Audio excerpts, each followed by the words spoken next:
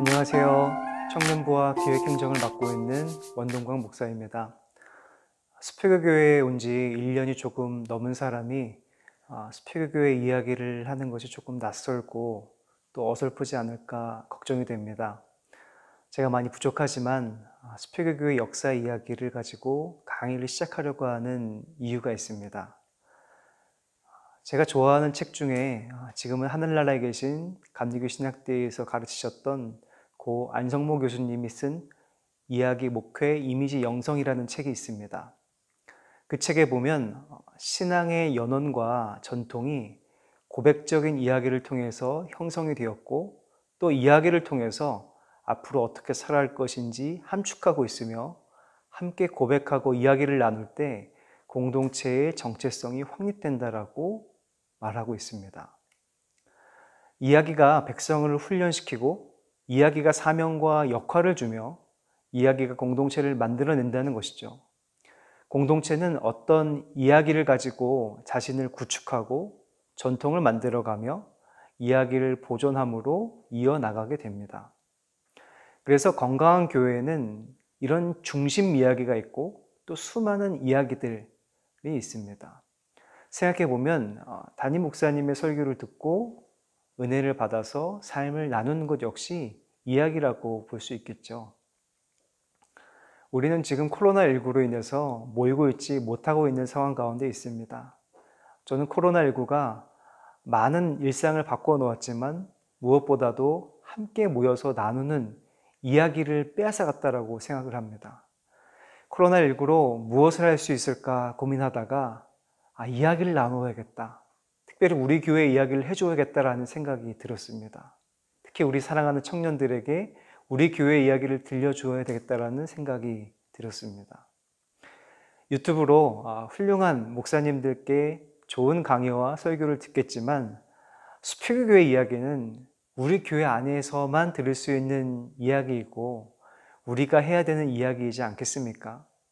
아마 새가족분들 그리고 새가족이 되실 분들 그리고 사랑하는 교회학교 아이들까지 우리 교회의 이야기, 우리 교회의 신앙 이야기가 스피그 교회를 더욱 하나로 만들고 공동체로 만들어 갈 것을 기대합니다.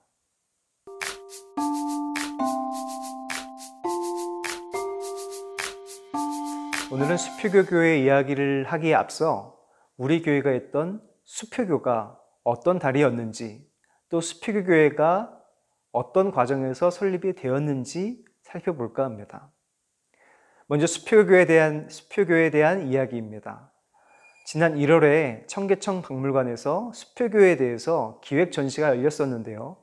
수표교는 아시다시피 물의 양을 재는 달이었는데 이 전시에서는 수표교가 모두의 달이었다라고 설명을 하면서 5가지의 의미가 담겨 있는 달이었다라고 이야기하고 있습니다. 첫 번째로 수표교는 왕이 다니는 다리였습니다. 지금은 없는 영의전을 가기 위해서 건너야 하는 다리가 수표교였습니다. 영의전은 태조 이하 역대 왕들의 어진을 모시고 제사를 지내던 전각이었는데 종묘에 버금가는 왕실 조상의 공적 기념 장소로 자리 잡은 곳이 영의전이었습니다. 명절이 되면 왕은 이곳에 와서 참배를 하였는데요. 한번 상상해 보시기 바랍니다. 수표교 일대에 살았다면 누구나 왕이 다니는 모습을 볼 수 있었을 것입니다. 두 번째로 수표교는 풍류가 있던 곳이었습니다. 실학자로 손꼽히던 박지원, 박재가, 유득공, 이덕무 등이 모여 살던 곳이었는데 이들은 이곳에서 실학의 꽃을 피워냈고 학문을 하면서 동시에 그들의 작품에는 수표교가 등장하는 흔적들이 남아 있습니다. 또한 유명한 화가였던 장승업 역시 수표교 인근에 살면서 활동을 하였는데요. 이 수표교는 수표교를 배경으로 하여서 노래하고 그림을 그렸던 풍류가 있던 곳이 바로 수표교였습니다. 세 번째로 수표교는 개신교 이전부터 천주교의 교리가 전파되던 곳이었습니다. 우리나라에서 천주교 초기 신자로 한국 천주교회를 창설한 주역인 이벽은 수표교 인근에 살면서 천주교 교리를 연구하고 전파하였는데 북경에서 한국 최초로 세례를 받고 돌아온 이승우는 이벽의 집에서 첫 세례식을 거행하였습니다. 천주교를 포함한 한국 기독교는 자생적 공동체라는 특징이 있는데 수표교 인근이 예수님을 믿는 그리스도의 신앙을 꽃피웠던 곳입니다. 네 번째로 수표교는 당시 서민들의 병원과 약국의 역할을 했던 해민서가 있던 곳이었습니다. 아픈 사람들의 병을 낫게 하고 감싸주었던 곳이었죠. 해민서가 폐쇄된 후에는 근처의 구리개라는 곳에 여러분 한 번쯤은 들어보셨을 우리나라 최초의 근대식 병원인 광해원, 나중에는 제중원으로 이름을 바꿉니다. 그 병원이 이곳 근처에 세워졌습니다. 아픈 사람들의 병 낫기 위해 찾는 곳이 바로 수표교였던 것입니다. 마지막으로 수표교는 청나라 사람들이 집단으로 거주하는 거주지가 있던 곳이었습니다. 1882년 이모군란을 계기로 청나라의 간섭이 심해지면서 우리나라의 청나라 사람들이 많이 들어와 마찰이 심해졌습니다. 그러자 정부에서는 청나라 사람들이 한 곳에서 살 수 있게 하였는데 바로 수표교 주변을 청국인 거류구역으로 지정하였습니다. 수표교에서는 외국인, 특별히 청나라 사람들을 아주 쉽게 볼 수 있었던 국제적인 장소였습니다.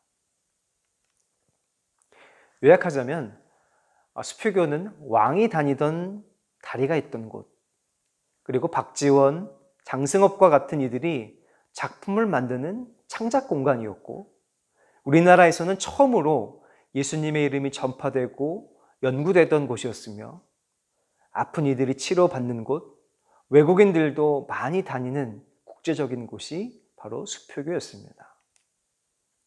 이것을 영적인 의미로 바꿔서 오늘날에 적용을 해보는 것도 재미있을 것 같습니다.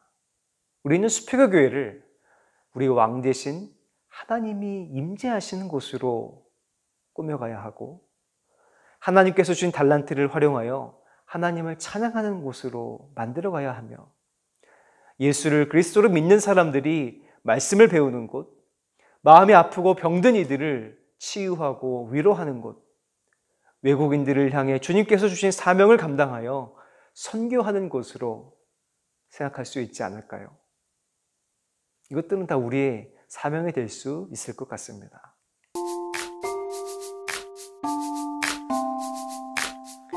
다음으로 남갑리 교회의 선교에 대해서 말씀드리고자 합니다. 수표교 교회는 미국의 남갑리 교회의 선교로 열매를 맺은 공동체였습니다. 여러분들이 잘 아시는 정동교회와 배제학당을 세운 아펜젤러 선교사나 아연교회나 상동교회를 세운 스크랜턴 선교사, 이화학당을 세운 스크랜턴 선교사의 어머니 메리 스크랜턴 선교사는 아마 많이 들어보셨을 것입니다. 이분들은 모두 미국의 북감리 교회에서 파송된 선교사님들이었습니다. 우리나라의 선교 초기에는 미국의 감리교회가 남과 북으로 나뉘어져 있었습니다. 미국은 노예제로 갈등을 겪어 남과 북으로 나뉘어 싸웠는데 교회 역시 남과 북으로 나뉘어졌기 때문입니다. 분리된 교회는 선교지인 한국에서 기독교 조선감리교회가 출범한 것을 자극받아 그 이후에 합쳐지게 됩니다. 그래서 지금 미국 감리교회의 명칭이 연합감리교회, 유나이티드 메소디스트 처치라고 부르죠. 물론 지금은 분리하는 논의를 하고 있긴 합니다. 어쨌든 정동교회, 아현교회, 상동교회, 동대문교회와 같은 교회들은 모두 북감리교회의 신학적인 특징과 전통을 알게 모르게 따르고 있습니다. 1884년에 가장 먼저 한국에 입국하여 선교의 가능성을 타진했던 맥클레이 선교사나 1885년에 장로교회 언더우드 선교사와 함께 들어온 아펜젤러 선교사, 바로 이어 들어온 스크랜턴 선교사는 우리나라 선교 초기의 역사의 한 페이지를 장식하고 있습니다. 그래서 북감리 교회의 선교는 많이 알려져 있는 반면에 남감리 교회의 선교는 북감리 교회에 비하여 많이 알려져 있지 않습니다. 남감리 교회의 선교는 종교교회, 광화문교회, 자교교회, 우리 수표교 교회이고, 학교로는 지금의 배화여고와 배화여대로 발전한 배화학당을 들 수 있습니다. 남감리 교회에 속한 서울의 교회들은 우연의 일치로 다리 근처에 많이 있었는데 종침교 부근의 종교교회, 자하교 부근의 자교교회, 영천의 돌다리 부근의 석교교회가 그렇고 우리 수표교교회도 역시 수표교 근처에 교회가 있었습니다. 당시 미국의 남감리 교회는 중국 선교에 힘을 쏟고 있었습니다. 모든 교단이 그러한데 거의 모든 교단이 가장 먼저 중국에 힘을 쏟고 그 다음에 눈길을 돌린 곳이 일본입니다. 그리고 마지막이 한국이었는데 기독교가 꽃피운 곳은 마지막에 선교했던 한국이었죠. 감리교회는 중국과 일본의 선교 역량이 분산된 반면 장로교회는 한국에 올인할 정도로 인적, 물적 자원을 지원을 합니다. 아마 그것이 오늘날 감리교와 장로교의 교세 차이를 만들지 않았나 추측해 봅니다. 남감리교회의 한국 선교는 중국과 일본 선교와 같이 독자적으로 한국을 시작했다기보다는 중국 선교의 연장선상에서 한국의 선교를 시작하게 되었습니다. 이것은 파송 선교사를 보아도 알 수 있는데요. 아펜젤러 선교사가 한국 선교사로 파송을 받고 입국한 것에 비하여 베테랑 중국 선교사였던 리드 선교사를 파송한 것에서도 알 수가 있습니다. 북감리교회에서 한국 선교가 성공적으로 시작하였다는 소식을 들었을 뿐만 아니라 미국에서 유학을 하고 있던 윤치호의 요청에 따라 아까 말씀드렸던 중국에서 활동하였던 리드 선교사와 선교연회를 관할하던 핸드릭스 감독이 한국을 방문하게 됩니다. 그때가 1895년 10월 13일이었는데 아펜젤러 선교사가 1885년 4월 5일에 처음으로 한국에 왔던 것을 생각해 보면 북감리교회보다 10년이 늦춰진 것을 알 수가 있습니다. 남감리교회 선교 역사에서 여러 인물이 있지만 선교 초기에 한 명을 꼽으라면 윤치호 선생을 빼놓을 수 없습니다. 한국 선교에 대한 열망 때문에 중국 선교사들뿐만 아니라 미국 남감리교회 인사들에게 알려진 인물이 윤치호였습니다. 그래서 윤치호의 요청은 매우 적극적이었는데 중국 선교사들 중에는 한국 선교를 반대하는 일도 많았습니다. 이런 상황에 윤치호는 당시 아시아 선교를 관할하고 있던 핸드릭스 감독에게 직접 방문해서 상황을 살펴봐 달라는 내용의 편지를 썼습니다. 1895년 8월 19일에 일기의 첫 시작을 읽어드리겠습니다. 19일, 음력 29일 월요일, 아주 더운 날, 이른 아침과 늦은 밤은 시원했음. 핸드리스 감독에게 그의 방문 계획에 조선을 넣어줄 것을 요청하는 편지를 썼다.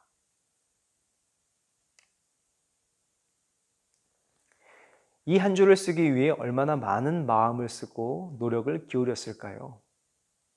결국 윤치호의 요청이 받아들여져서 핸드릭스 감독은 한국에 내한하게 됩니다.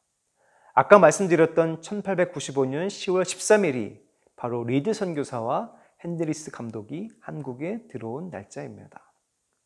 먼저 한국 선교를 하고 있던 미국 북감리교회와 북장로교회, 그리고 선교를 시작한 남장로교회와 오스트레일리아 장로회 선교사들을 만났고 그들이 뜨겁게 환영해 주었습니다.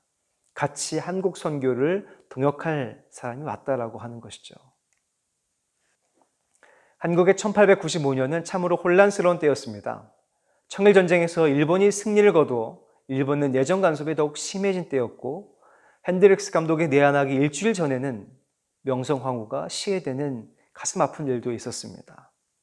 핸드릭스 감독은 이렇게 혼란스러운 정치 상황 가운데에서도 동역자들을 만났고 심지어 고종도 아련하는 기회를 얻었습니다. 고종은 핸드릭스 감독에게 선교사들을 파송해 달라는 요청을 하였는데 핸드릭스 감독은 그것을 듣고 즉시 한국 선교를 결정하게 되었고 한국 선교에 착수하게 됩니다. 곧장 17년차 베테랑 중국 선교사였던 리드 선교사를 한국의 개척 선교사로 임명하였고 선교 부지를 확보하게 됩니다. 아현교회와 상동교회를 세운 스크랜턴 선교사의 도움으로 스크랜턴 선교사와 가까이 있는 남송현에 자리를 잡게 되는데요. 남송현이 옛 지명이어서 좀 어색하실 것 같습니다. 지금의 한국은행 본점 자리라고 생각하시면 쉽습니다. 서울 한복판 남대문 안에 선교 부지가 확보되어 남감리 교회의 선교가 시작되었던 것입니다. 윤초호는 남감리교회의 선교 시작을 누구보다 기뻐하였습니다. 이것은 윤초호의 일기에도 잘 나타나 있는데요. 남감리교회의 선교가 시작되었고 그 첫 시작의 신자가 바로 윤초호의 딸이었기 때문입니다. 그때 윤초호의 일기를 한번 읽어드리겠습니다. 친애하는 박사님, 기금이 점점 늘어난다는 소식에 참으로 기쁩니다. 현재 한국에서 선교 사업은 논의 단계를 훨씬 뛰어넘었습니다. 우리 훌륭하신 감독님께서 아주 좋은 부지를 마련하셨습니다. 리드 박사는 공식적으로 중국 연회에서 한국으로 임명되었습니다. 한 가지 덧붙일 것은 핸드릭스 감독님께서 지난 17일 성삼위와 남감리교회의 이름으로 한국감리교회의 새싹에게 세례를 베푸셨습니다. 우리 감리교회의 첫 신자가 누구신 줄 압니까? 바로 9달 된 내 딸 로라입니다. 이렇게 윤치호는 서울에서 자신의 딸에게 세례를 주었고 그 세례를 준 것이 남감리교회의 첫 시작으로 보고 있었던 것입니다. 이렇게 남감리교회의 선교가 시작되고 있었습니다. 남감리교회의 선교 역시 한국인들의 적극적인 요청에 의해서 시작되었고 홀로 고군분투하며 시작한 것이 아니라 모든 교파의 도움과 환영으로 남감리교회 역시 선교 사역을 시작할 수 있었습니다. 다음 주에는 남감리교회의 첫 교회인 고양읍교회, 종교교회, 광희문교회가 어떻게 세워졌는지 간략하게 살펴보고 드디어 수표교교회가 어떻게 시작되었는지 나눠볼까 합니다. 수고하셨습니다. 그럼 다음 주에 뵙도록 하겠습니다. 감사합니다.